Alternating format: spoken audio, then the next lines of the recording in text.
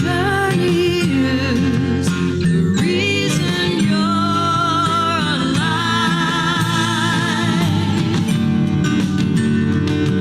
The journey is the reason you're alive.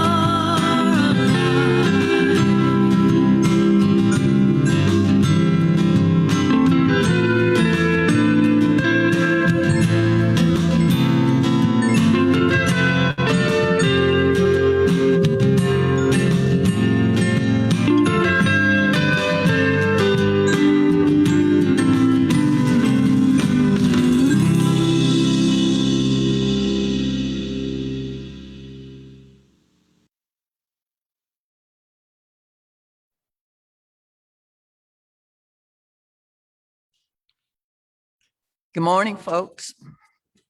Welcome again to our online services. It was very nice last week to experience something a little bit different. I hope you were able to be a part of that, but we are back together here online, and thank you for coming. This is a congregation built on covenant rather than creed. We're here in our mutual wishes to grow in spirit and understanding and in capacity to serve things that are just and true and wise and human need. So, whoever you are, whatever your age, race, origin, orientation, ability, status, background, if you care to be here with us, you're welcome. We try to respect everyone's differences. We try to understand more deeply than we have before. We try to come together and find common ground even in difficult places. So it takes a lot of work, it takes a lot of heart, and it takes time. All of that you are willing to commit, we are grateful for, and we welcome you. I want to invite one of our board members to share with you this morning. Let's see.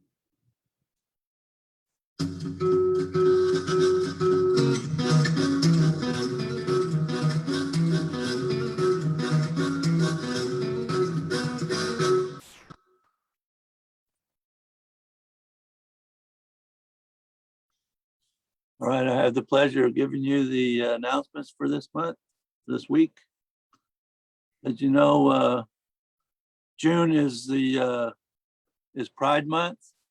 And in line with that, we are giving away the plate to Louisiana Trans Advocates. LTA is a statewide organization advancing trans rights as core human principles, as core human rights.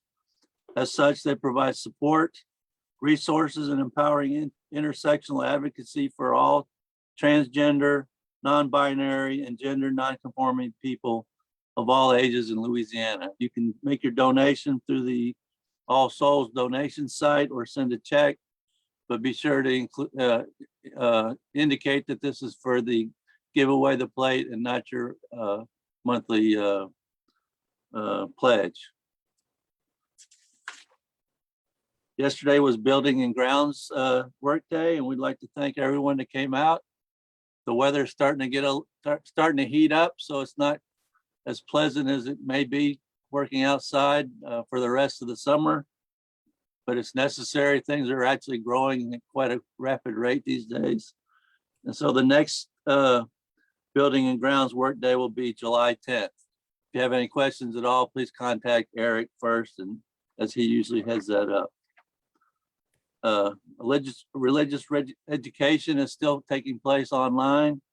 We had our meeting this morning.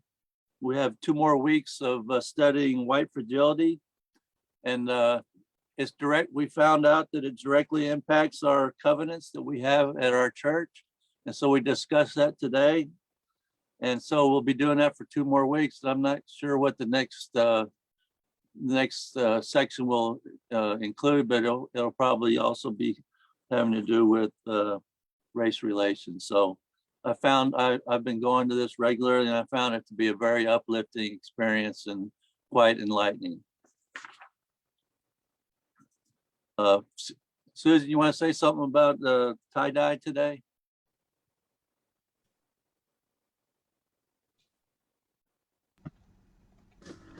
Sure.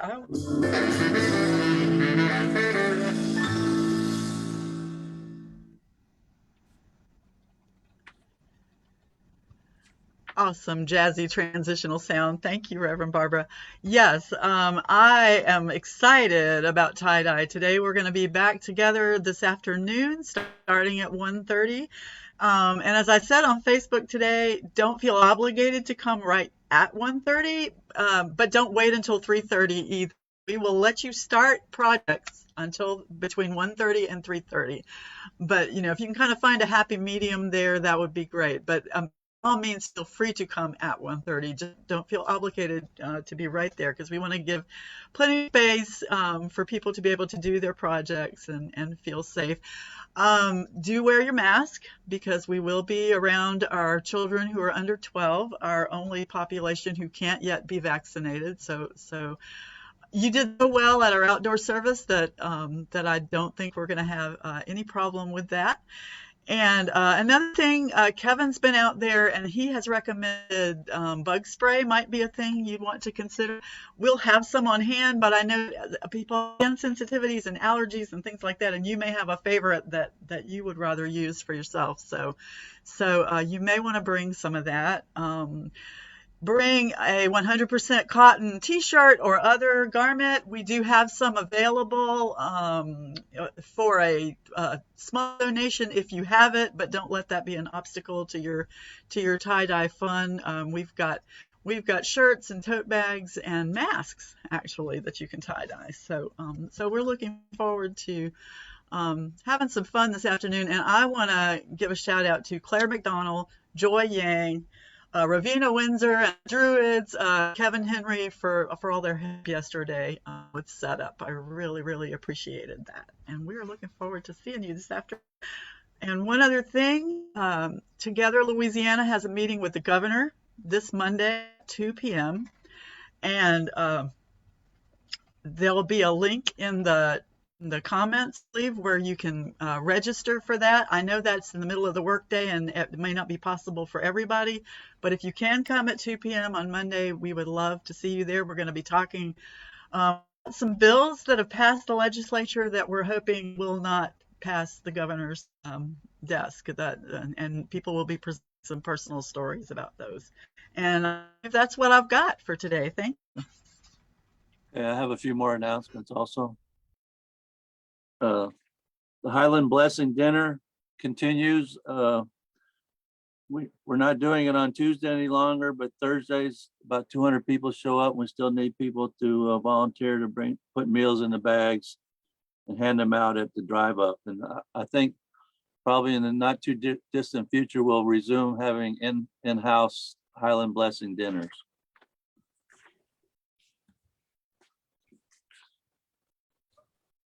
Okay, let me talk about some opportunities to get together, to connect in person. Kathy Osuch is trying to organize opportunities to let's get together. And if you're interested in small group gatherings, 8 to 12 people or fewer, please contact Kathy and indicate any preference or stipulations such as vaccinated only group, outside only events, restaurant dinners for groups of 8. She has a swimming pool at her house, and whether it needs to be family friendly. So she kindly agreed to organize that. We still have Zoom lunch on Wednesdays. We have Reverend Barbara's Monday night Zoom pod you can attend.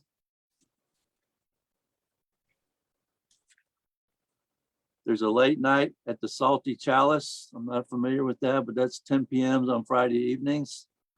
We have virtual coffee hour after the worship service.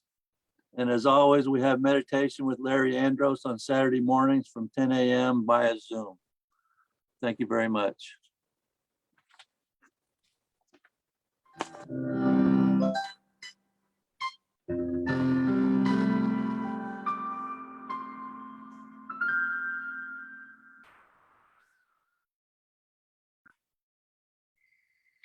Thank you, Ken and Susan.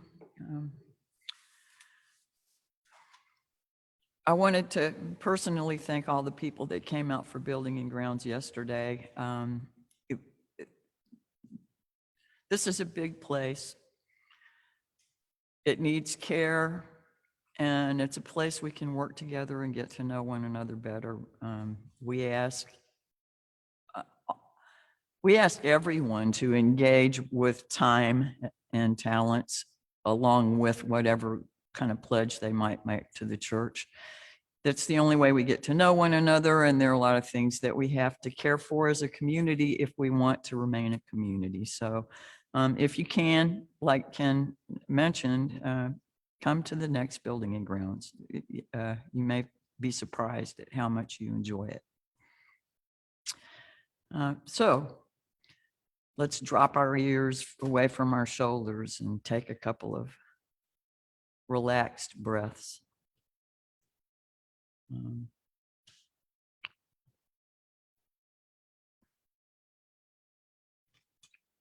Enter a spirit of worship.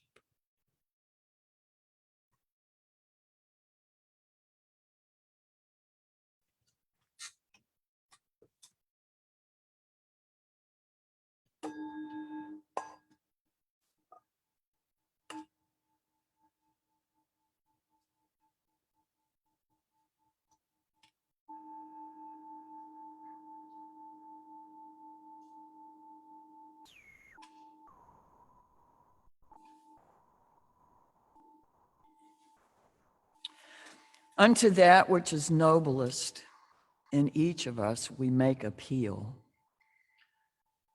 Unto those common ideals of mercy and worship that bind us in common humanity, we turn for inspiration.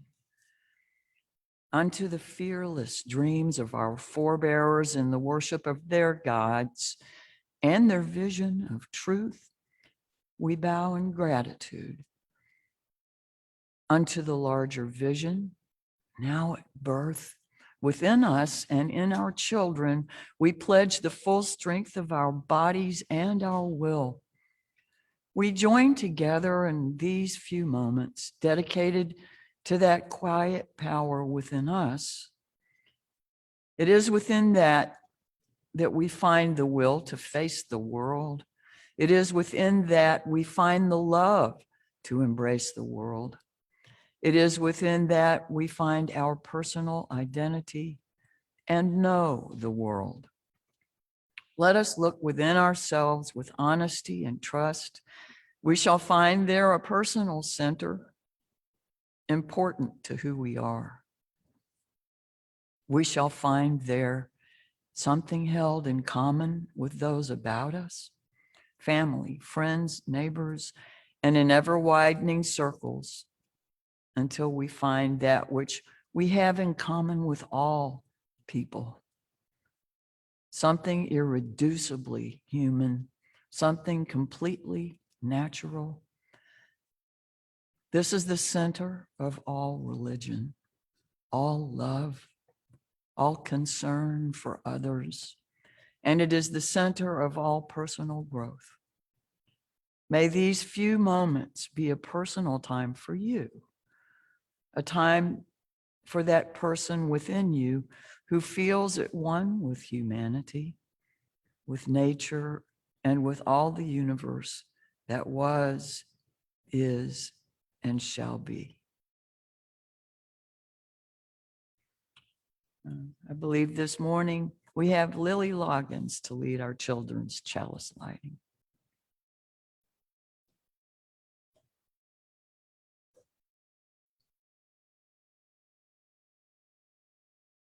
Go.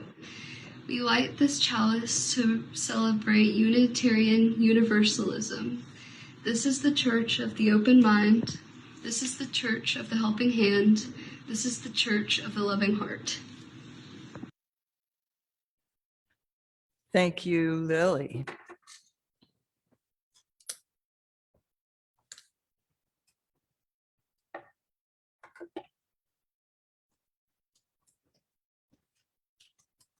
For our heritage, history, healing, and hopes, we kindle this single flame. It honors the oneness of everything, the light of truth, and the warmth of true community. Let us take from life its coals, not its ashes. Fan the flames of love and justice. Join hands and hearts in common endeavor, and there will be no limit to what we can achieve together. I would like to invite one of our past board presidents, Eric First, to lead our unison affirmation.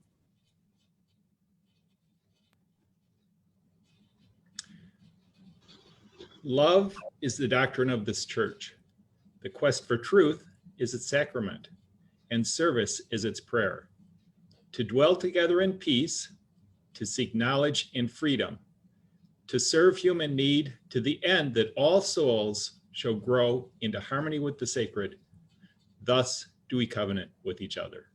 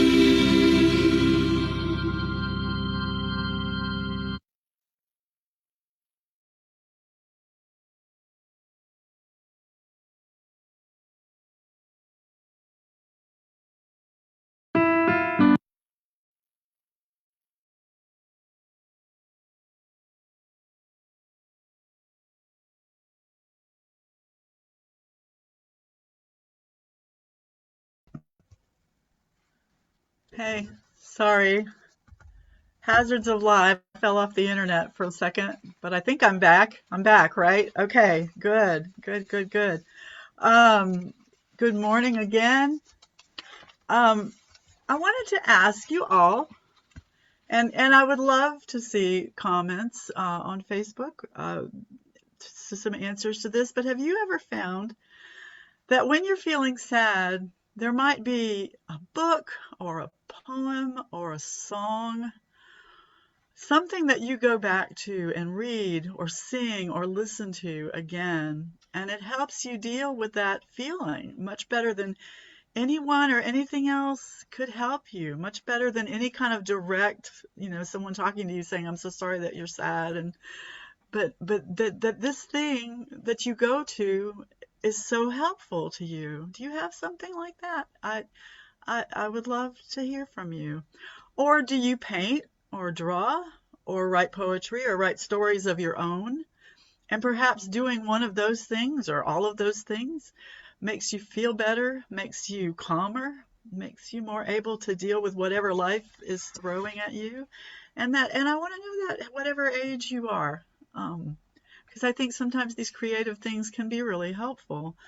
Maybe you've written in a journal when you were really, really angry and kind of, got all of that out onto the page and then found that you really didn't feel as angry anymore, or that if you were still angry, you kind of knew more what constructive things you could do with that anger. Maybe you sing or play an instrument and you have this favorite piece of music that you go back to that makes you feel better every time you sing or play it. And maybe it's even a really sad song, which seem to be kind of the opposite of what you need, and yet maybe exactly what you need, because it's a way to kind of put all that sadness into that song or into that poem, into whatever that sad thing is. A few weeks ago, we read a storybook here about when sadness comes to your door, and it talked about learning to sit with our sadness and finding these things that are outside the sadness or the anger, or even sometimes helping us better express our happy feelings too. But these things can give us that opportunity to be with that emotion and to kind of sit with it in a way that's helpful and healing. Maybe you have a favorite place you like to go, like climbing a tree or sitting in your backyard or just being alone in your room. And being in that place gives you space for your sadness or your anger or frustration, and also your happiness and triumph. It's a way to celebrate. Making space for your own creativity helps you make space for all of your emotions. So I encourage you to try that this week if you run into places where you feel sad or angry or frustrated. Thanks.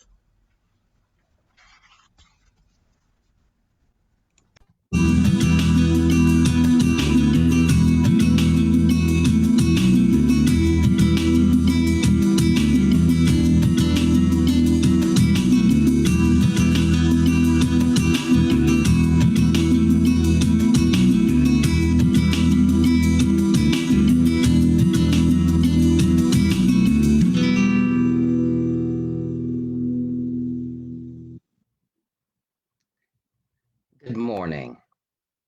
For today's meditation, let yourself find a comfortable position. Let your body be balanced and your spine straight.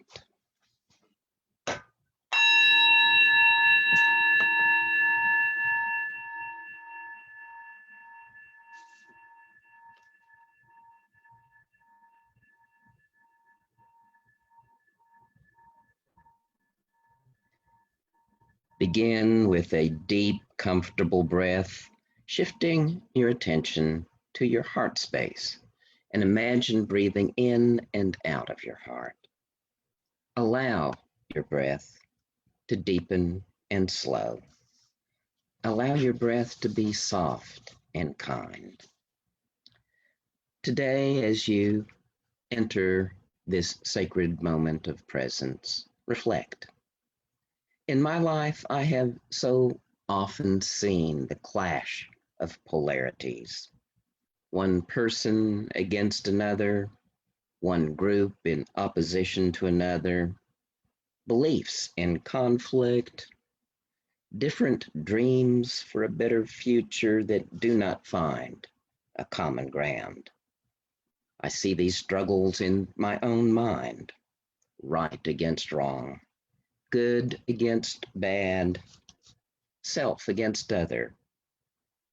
And I see the suffering that arises from polarities at war with one another, in families, in communities, and in myself. As we seek peace and healing, must one side win? Must we be divided against ourselves and one another? In this sacred moment, I pause and breathe, listening and waiting for a deeper wisdom. In this moment's presence, I touch a deeper knowing, both fresh and ancient. There is more. There is far, far more. I have not yet heard the music that weaves apparent opposites into the cosmic dance of life's unfolding. Beyond right and wrong, yes and no, there is a vast and open invitation to the peace and healing all have sought. There are gifts that have awaited my discovery. In the struggle between self and other, I will bring the gift of heart, letting compassion reveal the healing that unites us. In the struggles of beloved community, I will bring the gift of vision, that we may join together in our journey toward a world more beautiful. And to the clash of opposites within me, I will bring the gift of mindfulness and kindness, knowing once again the wholeness that is my true nature. I will trust this deeper space of knowing and all it offers. I will trust that it is vast enough to embrace every aspect of my life. I will trust that it is close enough for me to always find. And I will trust that it is kind enough to bring all that struggles home to peace. In this sacred moment, I center in my breath. Breathing in, I know that place beyond every separation. Breathing out, I bring its gift to all my life.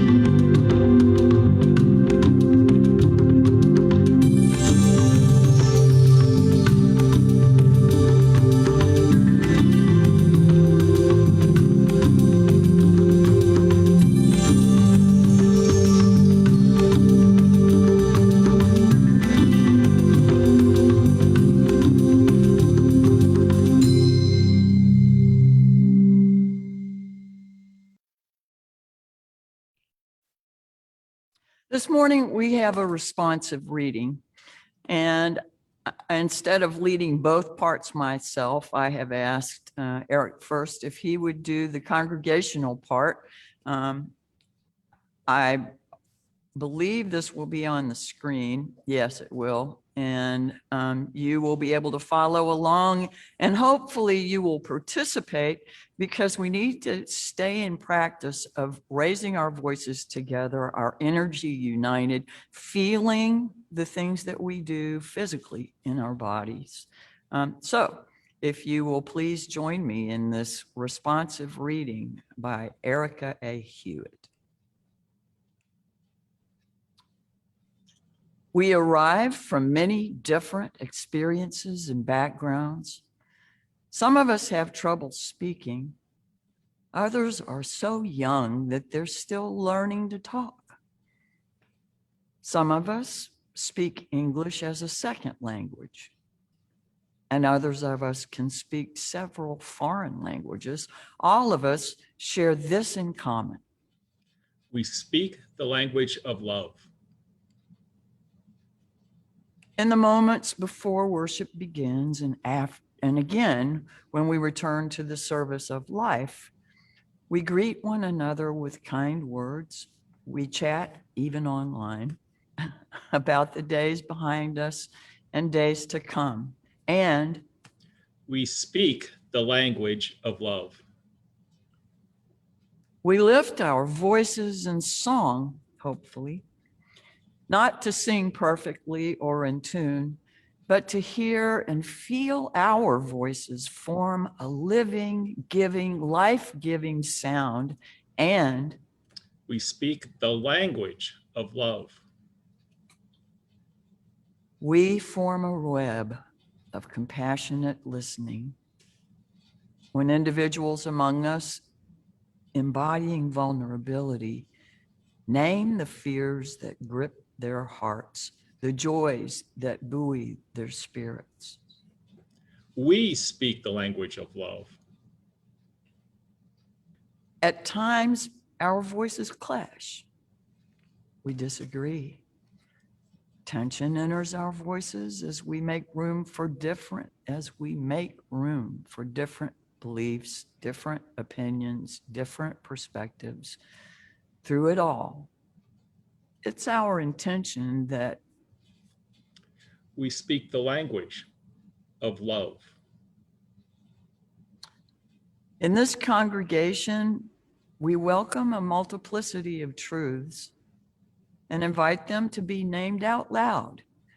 We prophesy summoning the age when justice and peace will be evident all around us. And we speak the language of love.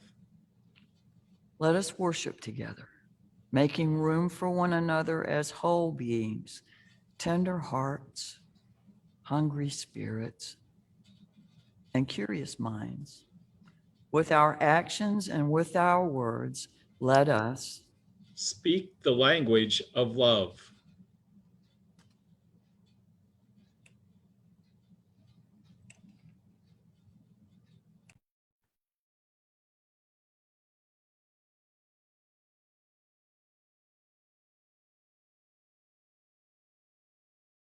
One, two, three, four.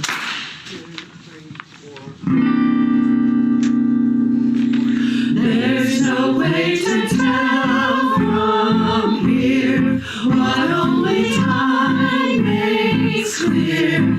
Elements far and near in play, opening up the wounds so deep.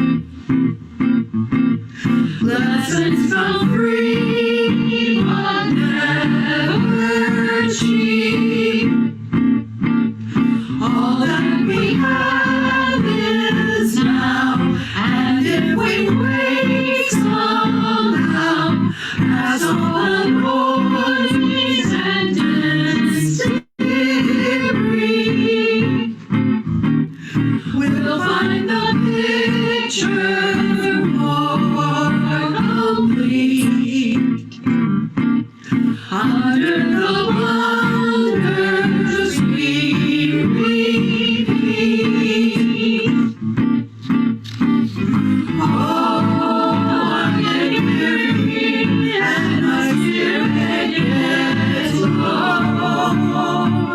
Sometimes I admit I let the light go. I've got to do something to fill my soul back up. Get the dark emptied out and find my way back to love. Let nobody take your cool compassion's the guiding rule, and hurt the guiding rule we share.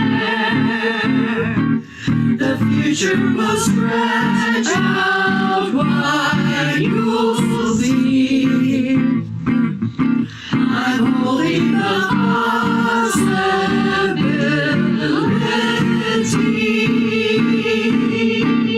with care.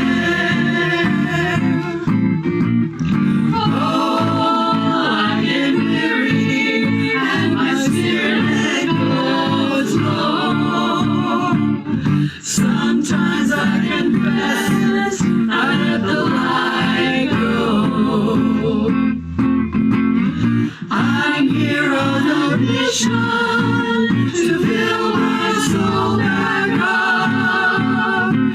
Get the dark empty out and find my way back to love. Nobody can take my place, lifting the human race over divisions, wasted time.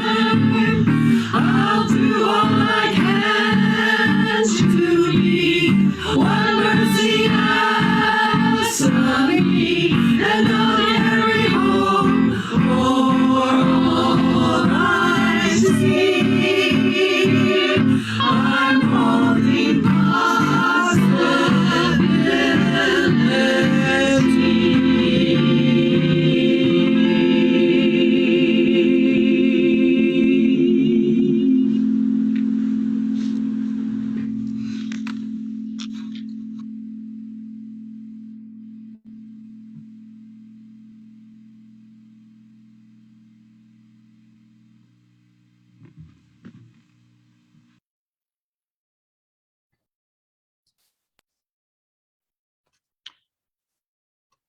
As we discuss coming back together, what that looks like, what forms might we gather in responsibly, and the guidelines for any of that. One of the things mentioned that may begin earlier in the process than some other things is small groups. Before COVID-19 changed our lives and the world, Susan and I had begun to conduct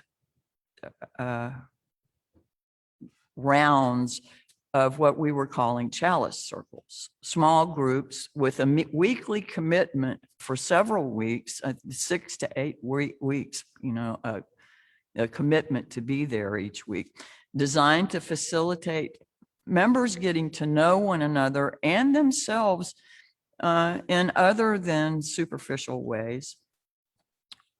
Somewhat deeper connections are kind of tough to build in brief conversations that happen every now and then around the coffee pot back in the social hall. But one model that works particularly well for the kind of small groups that we were trying to use, we hope to be getting back to those sometime soon, and we can only do a few people at a time. So bear with us whenever we start that. But one model that works really well for that comes from Quaker Parker Palmer, an American author, educator, activist who focuses on issues of education, community, leadership, spirituality, and social change. His will be the first connotation I will offer this morning for third things, which is my topic. This passage is from his book, A Hidden Wholeness, The Journey Toward an Undivided Life. I have a number of copies of this if somebody is interested. In Western culture, we often seek truth through confrontation. But our headstrong ways of charging at truth scare the shy soul away. If soul truth is to be spoken and heard, it must be approached on the slant. I do not mean we should be coy, speaking evasively about subjects that make us uncomfortable, which weakens us and our relationships. But soul truth is so powerful that we must allow ourselves to approach it and it to approach us indirectly. We must invite, not command, the soul to speak. We must allow, not force ourselves to listen. We achieve intentionality in a circle of trust, which is what he called, what we're calling chalice circles. By focusing on an important topic, we achieve indirection by exploring that topic metaphorically via a poem, a story, a piece of music, or a work of art that embodies it.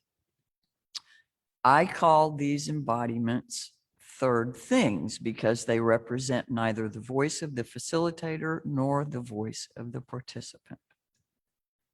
They have voices of their own, voices that tell the truth about a topic, but in the manner of metaphors, tell it on the slant.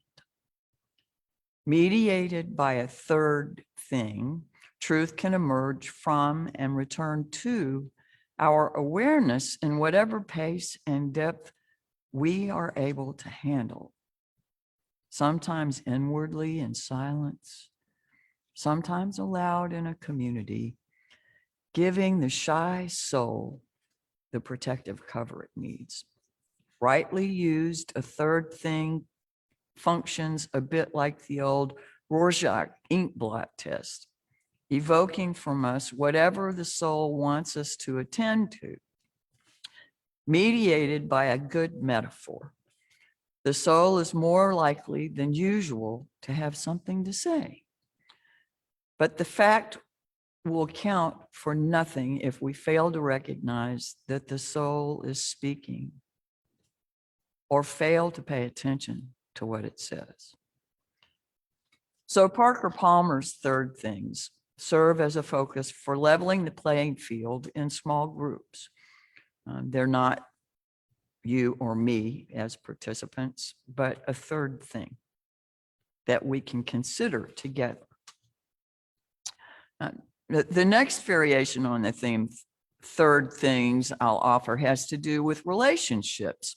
Though the examples presented will be from the author's relationship with his wife, I would suggest these things carry over in many ways to great friendships or even partnerships. The passage that I'll share comes from Donald Hall and is taken from the Poetry Foundation's online magazine. Speaking about his wife, he writes, "What we did, love. We did not spend our days gazing into each other's eyes. We did that gazing when we made love and when one of us was in trouble, but most of the time our gazes met and entwined as they looked at a third thing. Third things are essential to marriages. Objects or practices or habits or arts or institutions or games or human beings that provide a site of joint rapture and contentment. Each member of the couple is separate. The two come together in double attention. Lovemaking is not a third thing, but two in one. John Keats can be a third thing, or the Boston Symphony Orchestra, or Dutch interiors, or Monopoly. For many couples, children are a third thing. Jane, his wife, and I had no children of our own. We had our cats and dog to fuss and exclaim over, and later 5 grandchildren from an earlier marriage. We had our summer afternoons at the pond, which for 10 years made a third thing. This piece of Donald Hall's story makes third things a necessary part of healthy relationships. Not staring just at each other, but by sharing something else or opening that closed system to embrace something else as part of it. It takes the third thing for life to exist. A couple may create a child in an intimate act that has even spiritual dimensions and connectedness, but at the same time, that life created has no life of its own until it is in relationship with the world around it.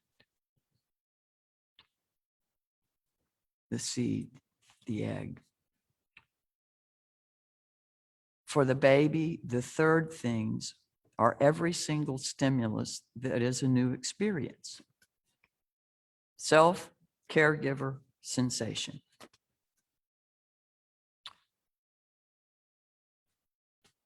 As I often do, I now come to include ideas from Richard Rohr. And in this instance, I'm switching from third thing to three things. And in my interactions with his material, he is a Catholic priest, an unusual Catholic priest. He's a Trinitarian, but in his language discussing Trinitarian things, I think he makes them incredibly accessible to universalists. He employs the traditional language sometimes, but mostly tries to stay outside of those words to incorporate what he really means by those placeholders. In his book, Divine Dance, Rohr offers a description of the Trinity. He speaks of the infinite, the immanent, and the intimate. Infinity, something we cannot fully grasp. Our minds just won't do infinity yet.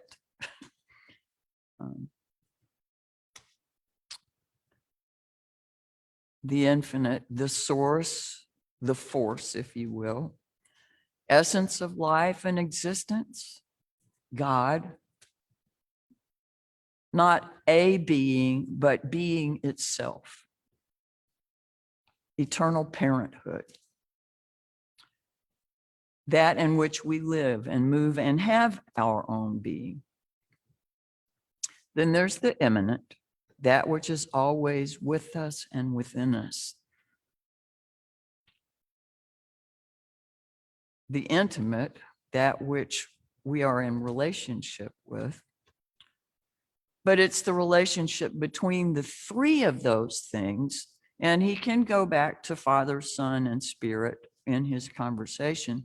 But it's the relationship that he describes as a water wheel, where one is always self-emptying into the next, and the next is always being filled back up from the others, which is not where I've seen water wheels, but they feed each other in a perpetual cycle. And this is the self-emptying that the Greek word kenosis imparts. In kenosis, there's a self-emptying. It's a releasing. It's a letting go. It's a being in the flow. But that's Richard Rohr's understanding of Trinity. It's being part of what is in an equal partnership. In the podcast for the Center for Action and Contemplation, Rohr tells us, picture three buckets on a moving water wheel. Each bucket fills and empties out, then swings back to be filled again. The Father empties into the Son, nothing held back. The Son empties into the Spirit, nothing held back. The Spirit empties into the Father, nothing held back. The reason they can empty themselves out is they know they will be filled again. They know that the center of the universe is infinite love. But if we don't believe that infinite love is the center of the universe, we live in a scarcity model. This is still his words, where there's never enough food, money, security, healthcare, mercy to go around. You can't risk letting go because you're not sure you'll be refilled. If you're protecting yourself, if you're securing your own image and identity, then you're still holding on. Your ego remains full of itself, which is the opposite of kenosis. This is the nature of almost all human institutions and systems created by the egoic mind. Interestingly, the names, roles, and energies of each member of the Trinity are interchangeable. So this label or that label really doesn't change what any of them are. They're all the same. It's not that important to typecast the Father as the only infinite one, the Son as the only immanent one, or the Spirit as the only intimate one. All is absolutely given to the other and let go of. But for the sake of human understanding, it's helpful to identify three persons with different functions and gifts. When all three of those divine qualities start drawing us, the idea of something expansive that we cannot fully grasp, the idea that that essence is within us, and the idea that we can be in relationship with it, then we're living in what he calls Trinitarian spirituality and what I call universalism,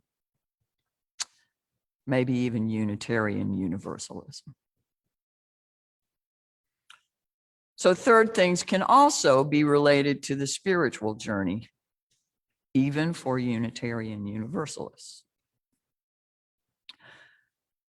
Third things in politics and social evolution have become a whole lot more difficult to find. Our usual third things, like survival, are being denied, obscured.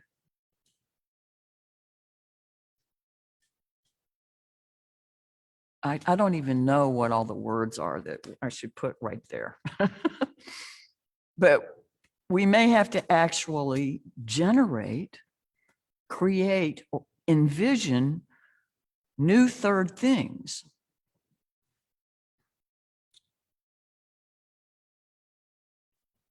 I think that requires an openness to possibility.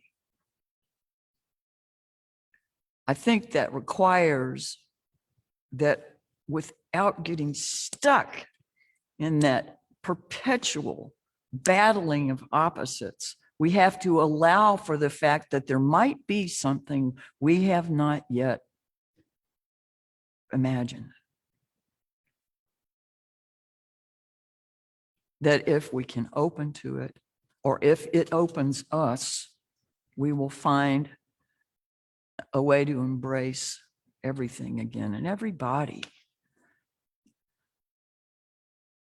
This is Pride Month, as Ken mentioned during the announcements. And what occurs to me is that gender rights, issues, and identities are pushing us toward that non-binary thinking. They are doing what in my lifetime I have come to appreciate as walking point. I grew up during the Vietnam era. And the people that walked point on patrol were always the first to fall.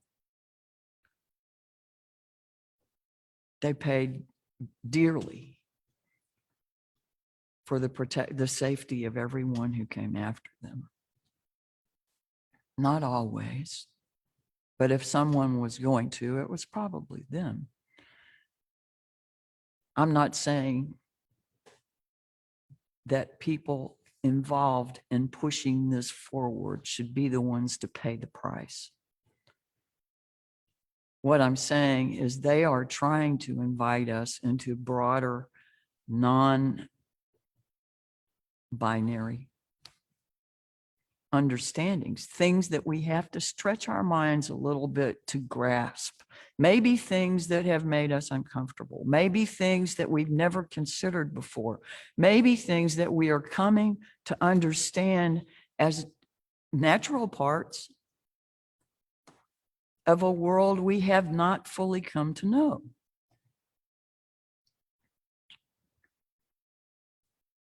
When we want to build community and have life-affirming relationships, personal, small groups, broader community, the world, we include third things. It's there that our relationships deepen. We look together towards something other, stepping outside of our closed binary system for a while, or opening it up.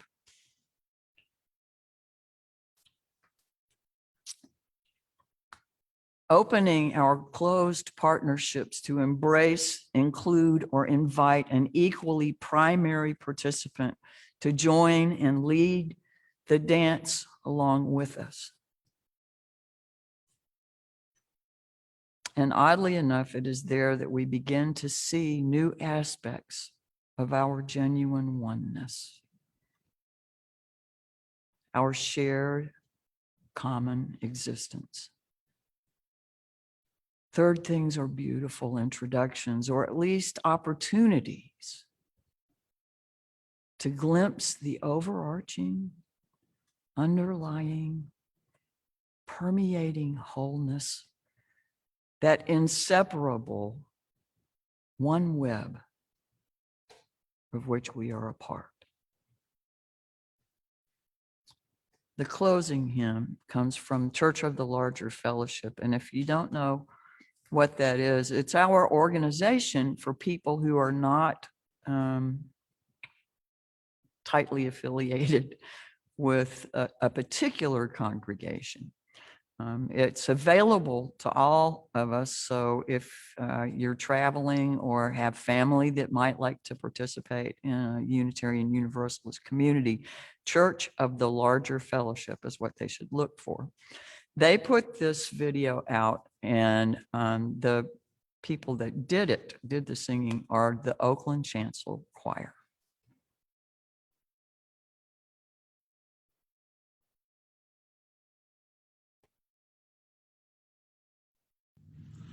We would be one, that's how we join in singing our hymn of love, to pledge ourselves anew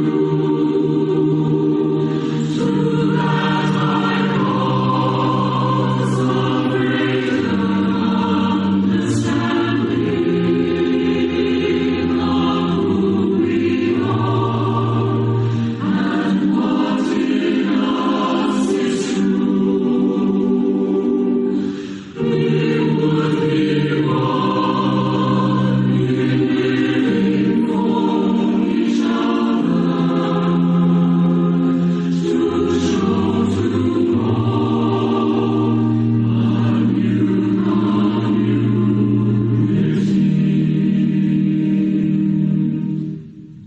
We would be one in building for tomorrow, a nobler world than we have known today. We would be one in searching for that meaning which finds our hearts and points us on our way. As one we pledge ourselves to great service, with love and justice, strive to make us free.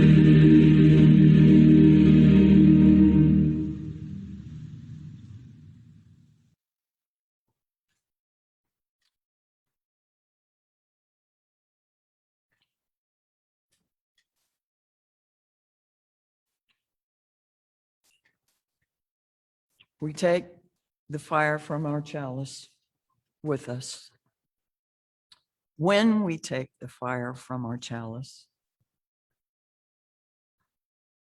it does not become less, it becomes more. And so we extinguish it, but we take its light and warmth with us, multiplying their power by all of our lives and sharing it with the world. I don't know what third things might mean in your life. I don't know. I run into them in a lot of places.